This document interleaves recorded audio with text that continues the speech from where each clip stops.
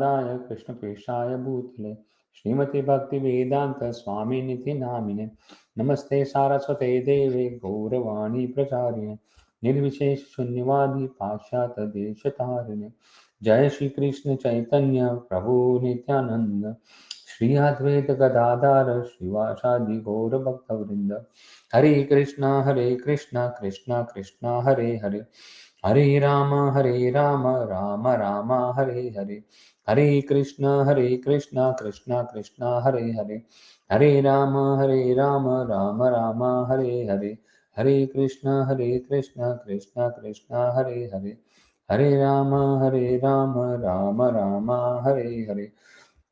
श्रीमद् भागवतम महापुराण की जय। ओम नमो भगवते वासुदेवाय। श्रील प्रभुपाद की कृष्णा जय। प्रभु निताय गौर दंडवत प्रणाम। प्रेमानंद।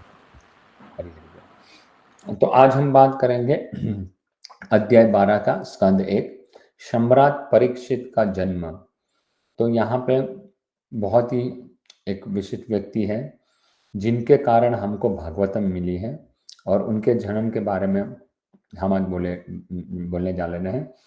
हम तो बहुत ही भाग्यवान उस ऋषि को मानते हैं, उनका धन्यवाद करते हैं कि उन्होंने महाराज परीक्षित को श्राप दिया। ये हमारा पर्सनल व्यक्तिगत रियलाइजेशन है कि अगर उनको श्राप नहीं देते तो वो कभी ये नहीं सोचते कि भाई 7 दिन में श्राप मिला है तो 7 दिन में हमको इस श्राप से मुक्त तो नहीं होना था, पर कैसे हम हमारा जीवन सार्थक बनाए। और उन्होंने ये भागवतम सुना और जिसके कारण आज हमें ये भागवतम मिल रही है, वरना ये भागवतम इतना फेमस ना होता। तो सुनक वाचे अश्वत्थामनोपुष्टेन ब्रह्म शीर्षणोरितेजसा उत्तराया गर्भ ईर्षेणाजीवित गुण।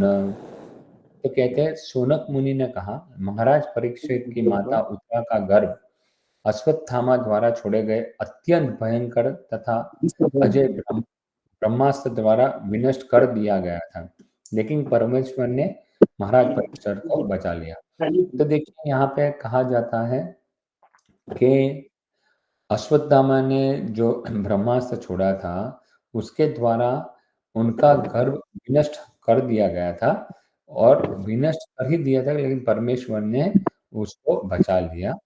तो हम कहते हैं कि कैसे भगवान ने आगे आएगा कि तस्य जन्म महाबुद्धे कर्माणि च महात्मन निर्दन्न च यथे वाचित्व प्रीत्य गतवाना यथा।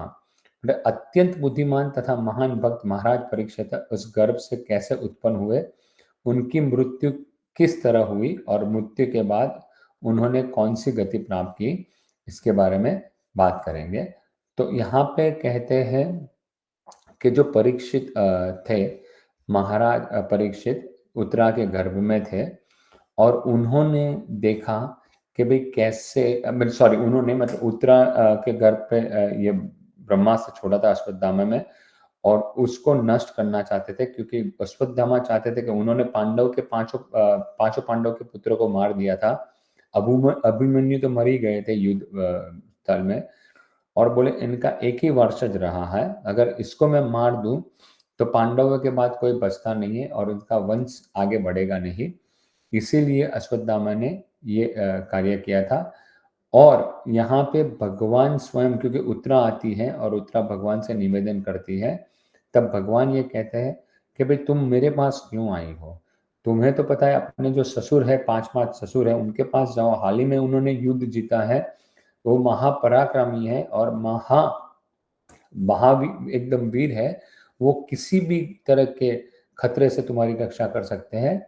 तो उत्तरा ने कहा था, हाँ कृष्ण ये बात तुम्हारी सत्य है कि मेरे जो 5 ससुर हैं वो किसी को भी पराजित करने में एकदम सक्षम है।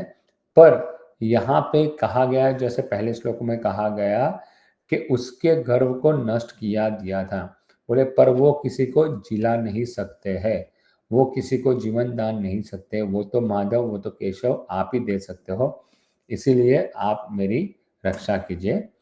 तो हम सभी अत्यंत आदर पूर्वक उनके महाराज परीक्षित के विषय में। तो फिर यहाँ पे देखो ये कौन है, तो यहाँ पे जो सारे ऋषि मुनि थे वो सुनना चाहते हैं कि भाई ऐसे परीक्षित महाराज के बारे में सुनना था। सुखदेव गोस्वामी के दिव्य ज्ञान प्रदान किया और वही विषय में बताइए, तो इनकी भी जिज्ञासा थी ऐसे राजा के बारे में सुनने की।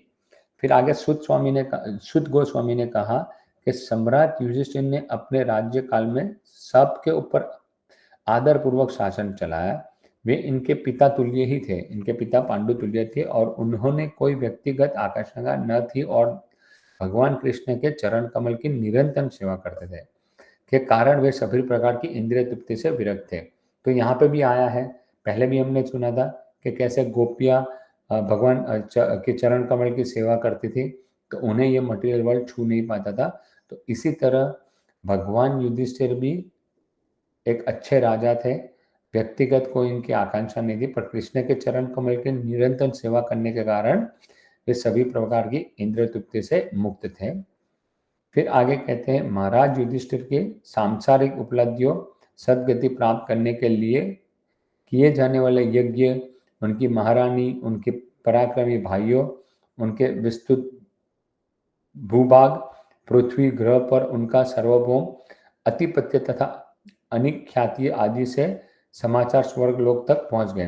तो महाराज युधिष्ठिर जब एक यज्ञ करवा रहे थे, राजसूय यज्ञ, तो ये यज्ञ ऐसा यज्ञ था कि उसकी जो समाचार है वो स्वर्ग लोक तक भी पहुंच गया था उसका समाचार।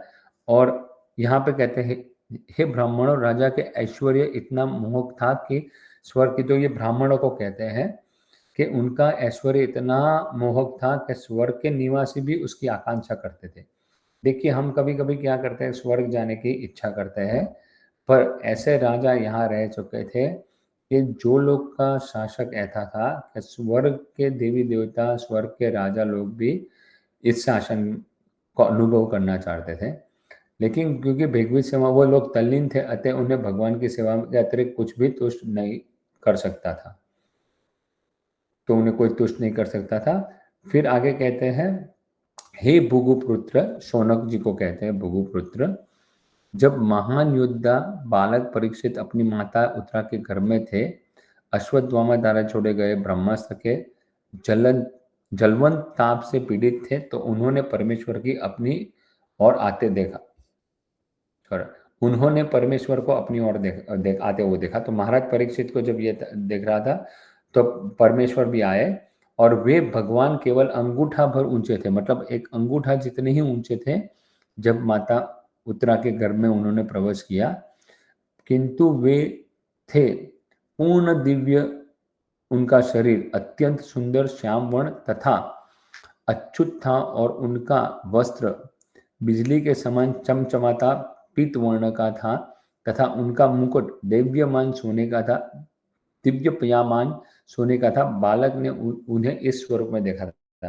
तो देखिए, गर्भ में परीक्षित जी ने उनको कैसा दर्शन किया, तो बिल्कुल वही श्याम वर्ण था, वो इतने अत्यंत सुंदर उनका शरीर था, वस्त्र बिजली के समान चमचमाते पीत वर्ण का था और उन्होंने एकदम सोने वाला मुकुट, मणिधारक वाला मुकुट भी पहना था, सोने वाला। और इस रूप को महाराज परीक्षित ने देखा था। और भगवान कैसे गए थे, चार भुजा से युक्त थे, उनके कुंडल भी सोने के थे तथा आंख में क्रोध से रक्त जैसी लाल थी, आंख उनकी क्रोध से लाल हो गई थी। जब वे चारों ओर घूमने लगे तो उनकी गदा उनके चारों ओर गिरते तारे, मतलब उल्का भी भांति निरंतर चक्र लगा रही थी। तो उन्होंने देखिए गए थे, चार भुजा से गए थे और चतुर्भुज से इसलिए गए थे कि भगवान कभी ये नहीं चाहते थे कि अगर मेरा एक शस्त्र विफल हो जाए परीक्षित की रक्षा करने में, तो दूसरा शस्त्र भी था। इसलिए चार भुजों से उन्होंने चार गदा, गदा, चक्र, तलवार, धनुष सब कुछ लेके गए थे और उससे उनकी रक्षा की थी और चारों ओर घूम रहे थे, एकदम जैसे गोल गोल चारों ओर घूम रहे थे और उनकी गदा भी घूम रही थी और ये सब गर्भ में हो रहा था। तो ये सब गर्भ में हो रहा था। भगवान ने इस ब्रह्मास्त्र के तेज को विनष्ट करने में इस प्रकार संलग्न थे, जिस तरह सूर्य ओस की बूंदों को उड़ा देता है। तो भगवान ने कैसे किया, जैसे सूर्य उसकी बूंदों को उड़ा देता है, उस तरह वो उस ब्रह्मास्त्र के तेज को विनष्ट कर रहे थे। और वे बालक को दिखाई पड़े, तो वह सोचने लगा कि वे कौन थे, और यही बालक ने देखा था। और तब से परीक्षित ये निरीक्षण, यही परीक्षा करते रहते थे कि जिसका दर्शन किया तो बाहर आने के बाद वो उसे यही देखते थे कि ये कौन है, ये ऐसा बंदे कहाँ है।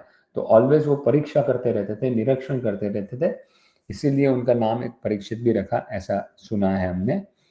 इस प्रकार बालक के देखते देखते प्रत्येक जीव के परमात्मा तथा धर्म के पालक पूर्ण पुरुषोत्तम भगवान, जो सारी दिशाओं में व्याप्त है और काल तथा देश की सीमाओं से परे है, तुरंत अंतर्धान हो गए। तो देखिए यहाँ पे बहुत सुंदर कहा गया है कि प्रत्येक जीव के परमात्मा, ठीक है, तो हमारा प्रत्येक जीव का परमात्मा कौन है, तो पूर्ण पुरुषोत्तम भगवान कृष्ण ही है। और वे धर्म के पालक है, जो सारी दिशाओं में व्याप्त है और काल तथा देश की सीमाओं से परे है, मतलब उन्हें काल और देश की सीमाओं से परे है। तो ऐसे भगवान ने उनकी रक्षा की और ये परीक्षित ने हमें दिखा। तत्पश्चात जब क्रमशः सारी राशि तथा नक्षत्र से शुभ लक्षण प्रकट हुए आए, तब पांडु के उत्तराधिकारी ने जन्म लिया, जो पराक्रम में उनके समान होगा। तो पांडु के उत्तराधिकारी, पांडु के पुत्र हुए 5 पांडव, और पांडवों के पुत्र हुए अभिमन्यु, अभिमन्यु के पुत्र थे परीक्षित। और ऐसे जो पांडु जैसे ही, और पांडु यानी पांडु का मतलब उनके उत्तराधिकारी भी जो है उनके जैसे ही पराक्रम वाले समान होंगे। तो ये बात यहाँ पे कहते हैं। फिर आगे कहते हैं, महाराज परीक्षित ने जन्म से अत्यंत संतुष्ट हुए राजा युधिष्ठिर ने जात संसार करवाया। धौम्य, कृपा इत्यादि विद्वान ब्राह्मणों ने शुभ शस्त्रों का पाठ किया। तो कौन कौन थे, बहुत सारे ब्राह्मण थे, और धौम्य जी भी थे, कृपाचार्य भी थे, ये महान थे, ये मेन थे, सॉरी, तो ये मेन भी थे। पुत्र के जन्म लेने पर राजा ने ब्राह्मणों को सोना, भूमि, ग्राम, हाथी, घोड़े तथा उत्तम अन्न दान में दिया, क्योंकि वे जानते थे कि कैसे, कहाँ और कब दान देना चाहिए। तो देखिए ये भी बहुत इम्पोर्टेंट बात है कि हमें कैसे, कब, कहाँ और दान देना चाहिए। और यहाँ पर देखा गया है कि ब्राह्मणों को उन्होंने सोना दिया, भूमि दिया, हाथी और घोड़े भी दिया। तो ब्राह्मणों को सोने की क्या जरूरत है, ब्राह्मण तो वैसे भी मांग के खाते हैं, मधुकरी करके खाते हैं। तो उनको सोने की इसलिए क्योंकि जब उन्हें हाथी और घोड़े देते हैं जो ट्रांसपोर्टेशन के लिए काम आते हैं, और गाय भी देते हैं, तो उनका भी उनको सेवा करनी होती है, मतलब उनका भी पालन करना होता है। तो वो पालन के लिए ब्राह्मण तो पहले कमाई के लिए जाते नहीं थे, तो इसीलिए उनको दान में ये सोना दिया जाता था, जिससे वो इन सब का भी पालन कर सके।